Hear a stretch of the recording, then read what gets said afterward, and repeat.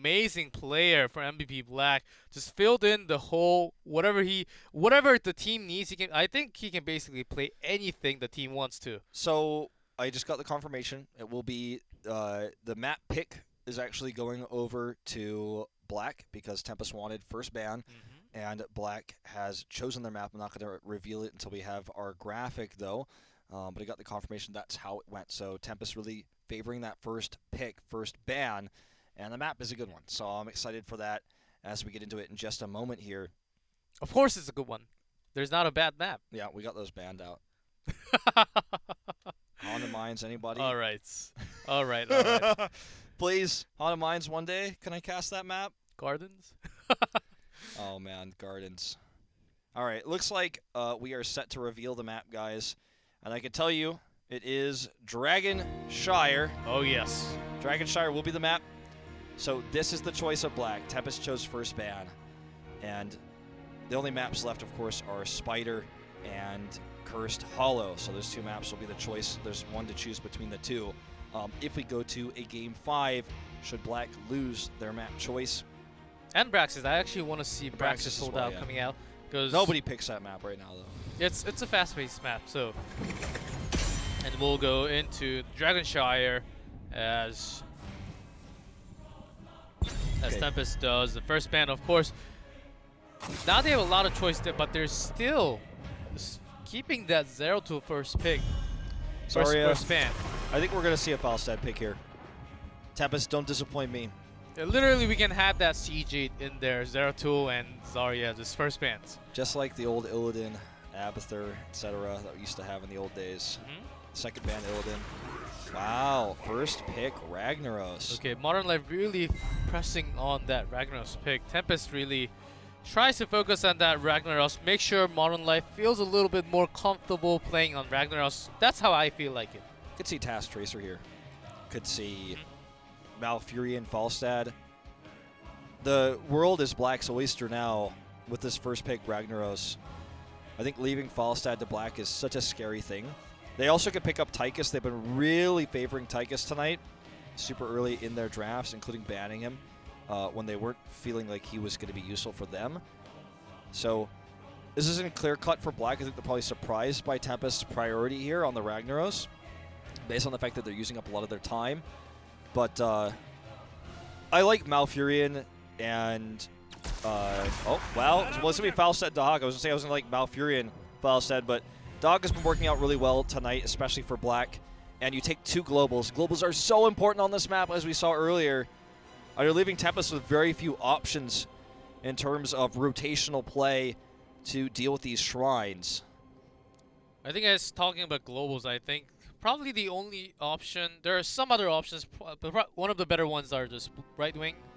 They're just very weak, like Brightwing ETC, but like, do you want to pick Brightwing ETC here? Of course not, but I mean, you're limited. That is very limited, and Black just kind of forced Tempest to pick one of the lower tier of heroes, and that's the skill of drafting here. MVP Black was taking both of the global heroes, Tempest out drafting them. Tempest can take. I was gonna say they could take Tassadar, Vala. They could take Task Tracer, but that doesn't seem to be their style. Or they could have taken ETC Malfurion, which would have been a powerful combo. You kind of have to take all these as combos, though. You don't want to take them in pieces, or you just get banned here. See what Black wants to ban out. You know, it wouldn't be crazy to ban the ETC. They could take it themselves, and then have total global control. It'd be insane what they could accomplish if they have ETC on their side. They have something else planned. They might want to take Johanna for the blinds. They can ban out Malfurion again, and they're going to ban Ariel. This actually should have been more obvious to us with Tassadar Trace or Vala available, but it gives Tempest options. That's why Task Tracer and Task Vala are so strong, because there's so much other things that pair with him. That's why sometimes Tassadar draws first ban. It's not because he alone is a super powerful hero, but he empowers so many different heroes, especially on this current patch. I think now that they've already took both of the global and there's just so many options to take, I think Tempest can just go ahead and ban out Karazim. That Merryday has really been, like, it's not like he hasn't made like super great plays we could see with our own eyes. He's just been consistent. He's been consistent, and whatever you feel consistent, like that could also be like a hidden card banning out, and that will actually be a little bit surprising also. and that could have a big change in the draft. It definitely could throw a wrench in MVP Black's gears. I completely agree. Something to consider. They may just look for the Tychus ban as well, or Li Ming, just for ranged. There's no good choice here. They're going to ban Varian, which is very similar to what you were talking about in terms of consistency, because Varian didn't make any crazy amazing plays, but he just played well. And the taunt is just so powerful right now. He's just a top-tier hero, especially in Asia. We're seeing him a lot. And here comes the Sergeant Hammer. So not going to go with the Tychus or the Li Ming for that second ranged. And this leaves open the final pick for MVP Black to be a solid Johanna if they want it. Tempest could deny that, which I think would be wise. But it's not as powerful against what Black has as what Black would gain taking the Johanna there. Now since they have Sergeant Hammer, I think this is an okay chance to actually pick Artanis if they actually want to. They can go right in and just swap off Sergeant Hammer and start the team fight by cutting her off, right? That's right. Yeah. Well, it depends on you're talking about the character or the player. Yeah. You could use either. But still, there's still some available. Diablo is of course available, but for this kind of team fight, especially in Dragon, he's not the most You don't top have a tier. follow-up stun. Yeah. You don't have a follow-up stun. And Malfurion is usually a really good follow-up CC, but that's on the other side. So they're really taking this time to pick the Material last two. again, Brightwing. This feels weak. This feels very weak. Their only global being Brightwing that has no gank partner. Not going to be strong in the early game. I think the moment that Malfurion goes right in and Twilight Dreams, that's going to be the end of the team fight. Could absolutely be. I'm worried for Tempest. Black could still pick the Johanna if they are really feeling it, but it's no longer necessary, I'd say, as they're really only looking for fear of Vala's damage. The rest of your damage sources are going to be by ability power, and they're going to take ETC. This is going to pair well with so many things. It's another global. It's Malfurion. They can pair with the Root. You've got the Dahaka pull that could be grabbed after the stun. The early game is so strong for Black. Tempest is going to have this Glass Cannonball pay off, and so far tonight with these Glass Cannonball comps, only Dudu has had like one team fight he had, but in general this has not worked out. MVP Black on match point, 1 win to go. Can Tempest force a 5th mat? With this draft, it seems unlikely, but anything is possible here in HGC Korea. Let's jump into Game 4.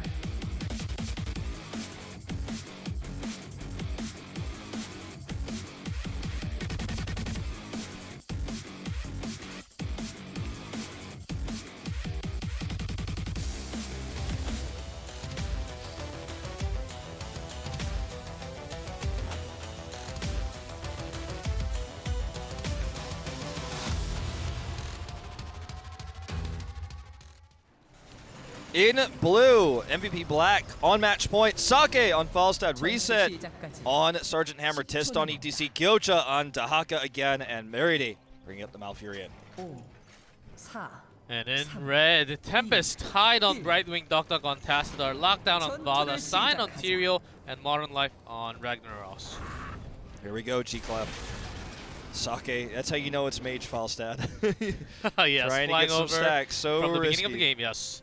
That is true, and Tempest does not have the strongest front line of tanks. Of course, that is true. But with all that shield, basically they have double support. The Tassadar Brightwing, and they may actually press from the. They're actually pressing hard from the beginning of the game, and Sake going very low. Okay.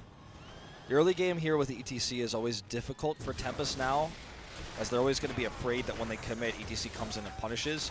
See, ETC is in fact rotating up right now, which is interesting because there's just no way with how that lane was pushed that he was going to be able to find anything, which gives Tempest some room to breathe now in the bot lane. And it looks like Sign's going to encounter him in mid now. They're going to have a little skirmish. We're not watching it, but yeah, this is what I'm talking about. Sign encounters him, but ends up losing a lot of his health. Meanwhile, I think it's worth it, though, because he could just simply regen this while this bot push continues. They're going to get a little bit of that ammo down on the turrets.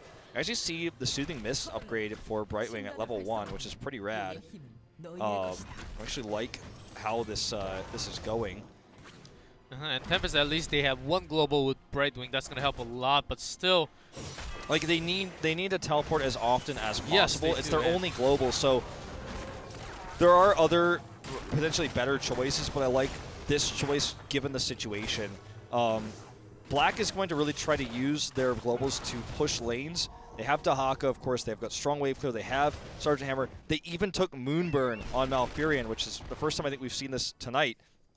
And because it does more damage to minions, can help you push the waves a lot faster. The trade-off is you lose Scouting Drone, and you also lose the potential Shando's cooldown reduction. So it's strong when you have a comp that works with it. There's a lot of big trade-offs, but it's almost a win more pick here.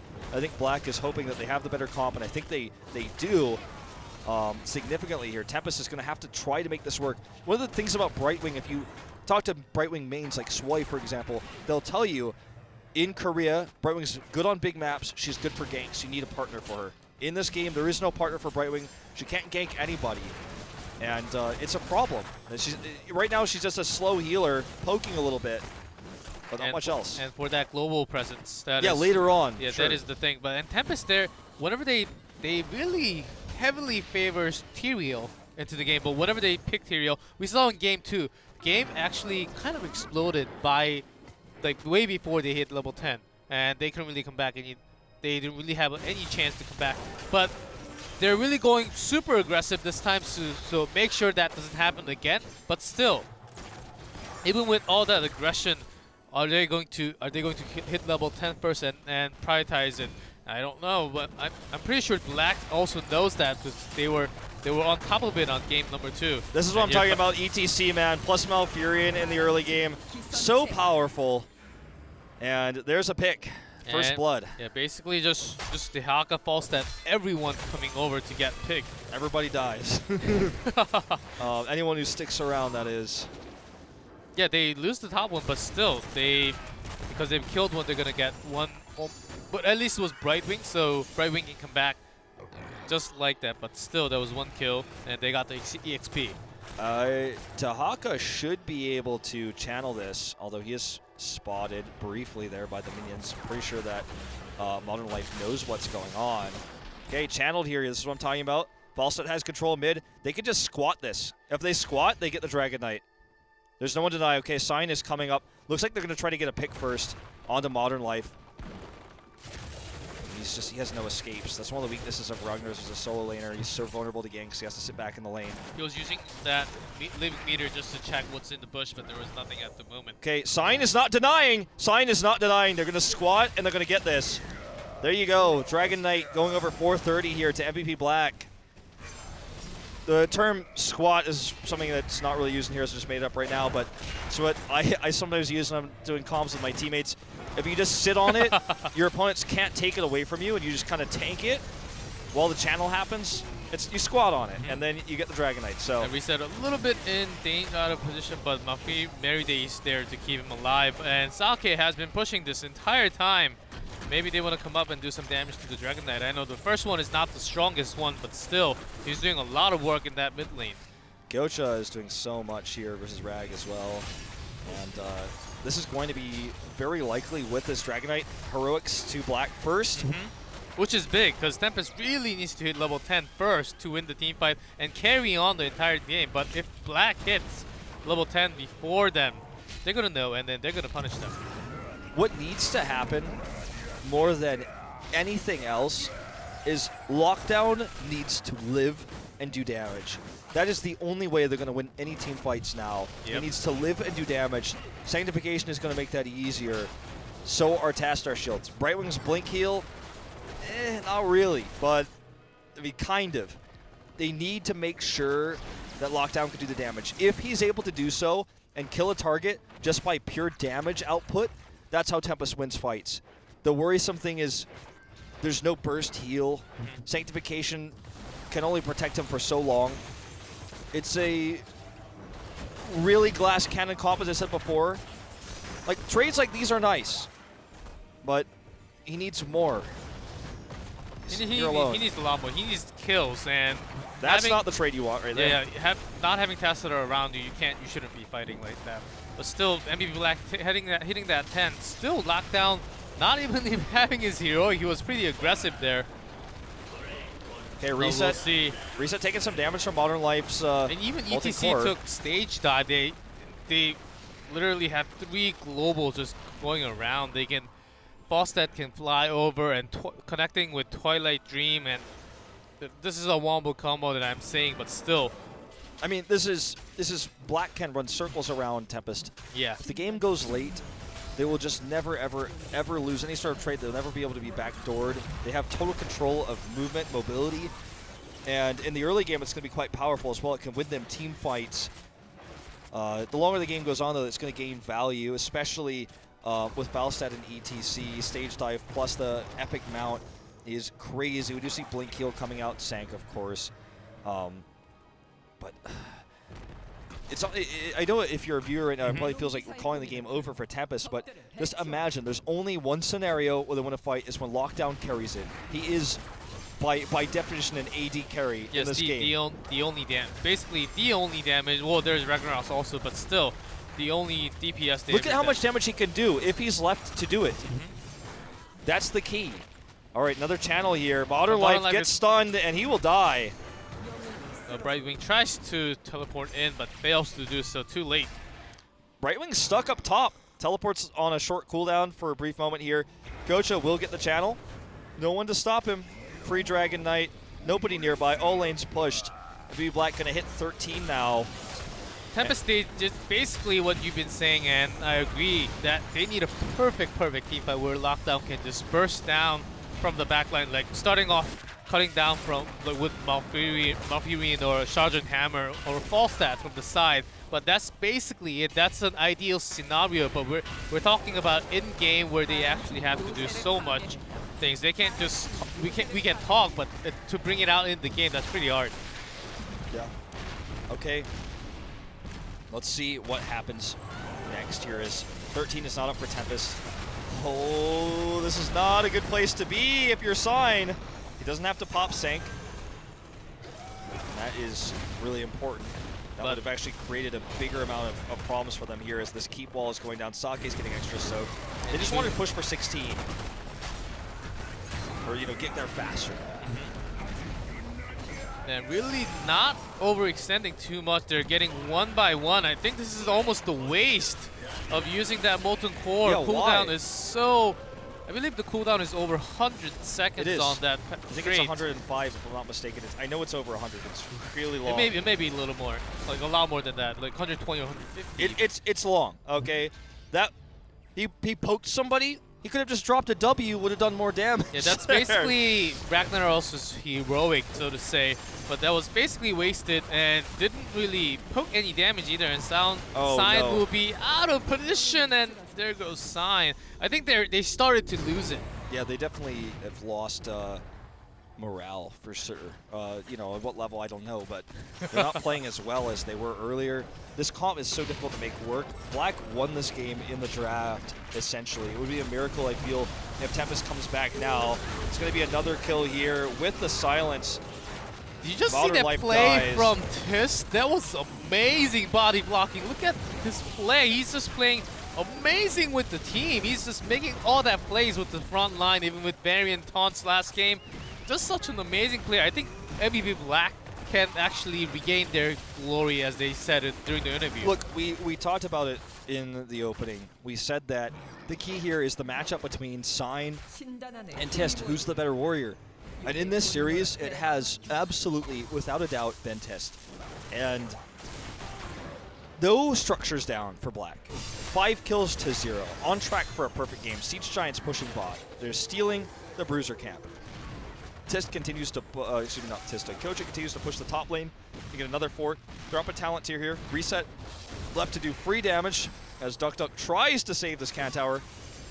This is not it. This is not the engage they should be looking for. They're going to try for it anyway. Surferic Smash whiffs! A huge miss! Okay, they get the stun onto Reset, but it's not enough.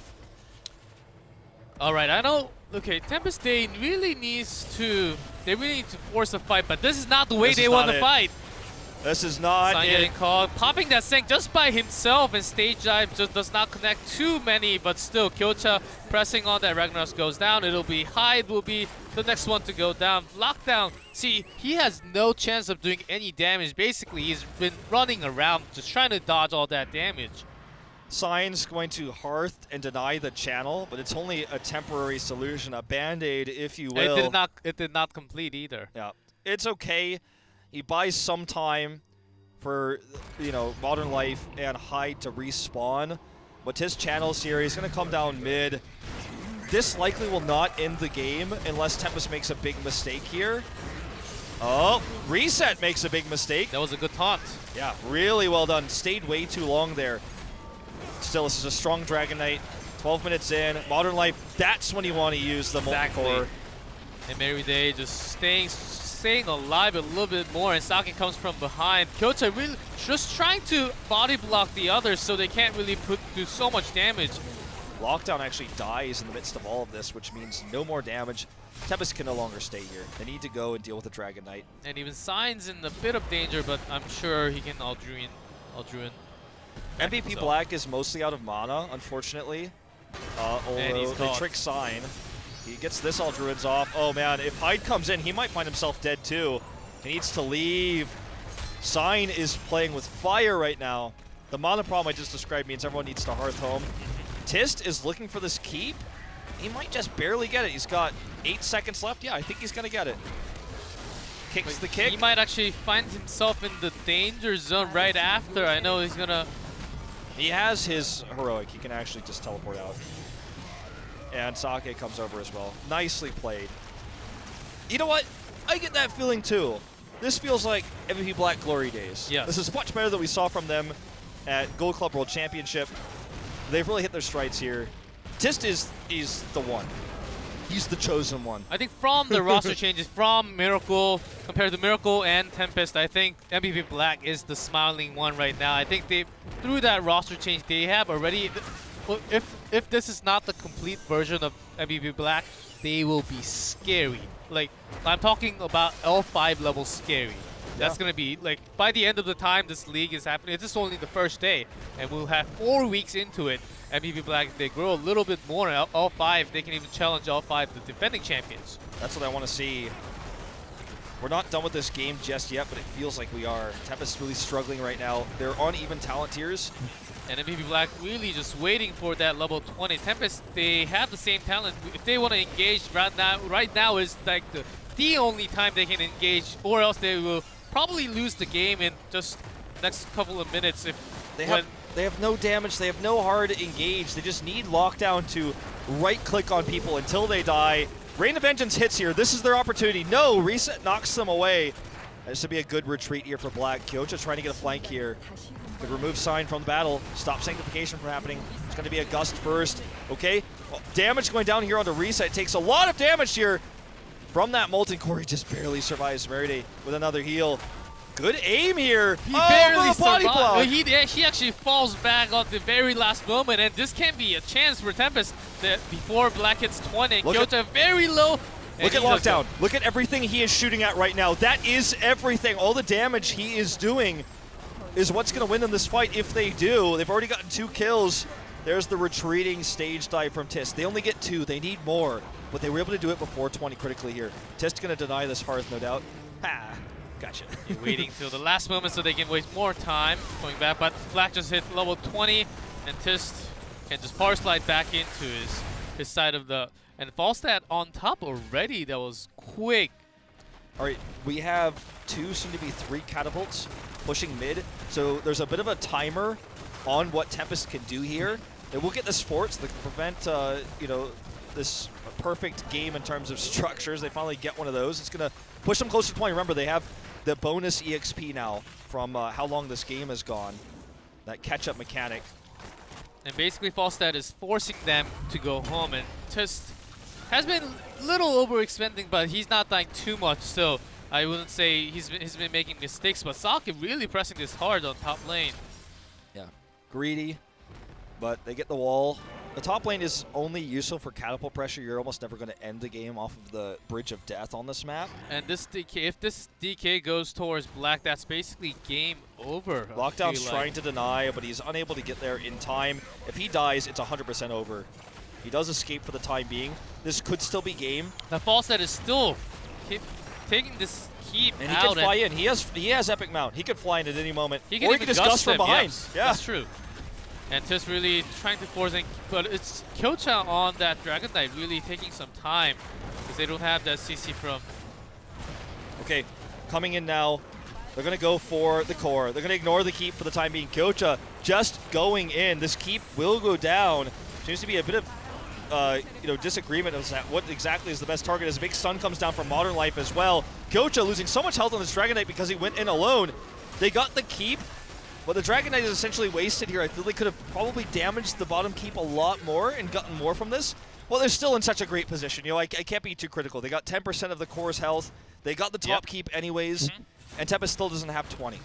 If Tempest hit 20, that's what they're waiting for, but they have some chances like Lockdown just doing free damage just like Teamfight before, but still MVP Black is in a huge advantage right now, just out-rotating. Oh, Falstad just flies over back to keep the pressure on that mid lane. With this camp, they will have pressure on both lanes, and Tempest really needs to make a decision now, and it looks like they're following the macro so far. With Falstad having Epic Mount, he's basically just going to make sure all catapults are pushed no matter what, and he can come back to the team fight anytime he needs to. And so this is the safest possible way to end things. You know, it's not normally how Black operates, as you saw from that last push with Coach the Dragon Knight, but they're going to be able to secure this last keep with this push, most likely. Tempest is about to hit 20. This is a huge one, but they're not going to get it off these Mercs. Mercs don't give EXP. They need it on this next wave. They're almost close to the in-game ticker as well. Lockdown with just a few more minion kills will get it. That's going to be the opportunity they need. They need to wipe. They need this team fight. They need to get bot keep. Already Black is moving back, though. They see the 20. And look, catapults on the core. And Sake is putting some pressure on to hide and the core, and this may find himself in a dangerous position. He's polyed! He's polyed! I don't know if he's getting out of this one. He does just barely. Oh my god. Oh my goodness, look at that Gust and flying over to the safety. This is still a win for Tempest, though. That's still a good move for, against Sake. Now he doesn't have Fly, he doesn't have Gust. And he's gonna try to force the pressure on top again as he clears that wave, and then we're gonna have a little fight here on the bottom. Sign really pushing that hard with at the front. Okay, Brightwing can teleport in right now. Falstad cannot. Brightwing actually has to stay here and deal with this. Falstad will be able to teleport very soon with his global, his epic mount. As the shrines do activate, he may just simply fly up top. Brightwing won't be able to chase him. There's no one up there. Duck holds this for now, which is really important. But this pressure is starting to really, really work on this core. If Black wins one team fight to win the game, the same could not be said of Tempest. Kyocha, though, barely survives here. A huge silence. Twilight Dream comes out, and the stage dive to connect. Sanctification is still keeping it alive. Avala is already dead, and Sake goes onto for the core. This is going to be game over for MVP Black. Sake flies to the other side. He will be able to knock this down eventually, uses the barrel roll for the shield, gets the Gust on the Modern Life. He does go down, but the it doesn't ETC matter. is coming. It doesn't matter. The game's over, and it is set. Match going to MVP Black. MVP Black takes the series 3-1. Very well played. They look back in form, and I got to say, Tist has never looked stronger. Looks to be synergizing with this team very well. Kyocha has found his place in the Bruiser role from what we've seen so far, only on Dahaka. I'm really excited to see him play other heroes like Thrall, perhaps Illidan later on in the season. But on Dahaka, he's looked really strong. He's playing a similar role because he's used to playing Falstad and Soaking. He's doing something very similar here on the Dahaka. So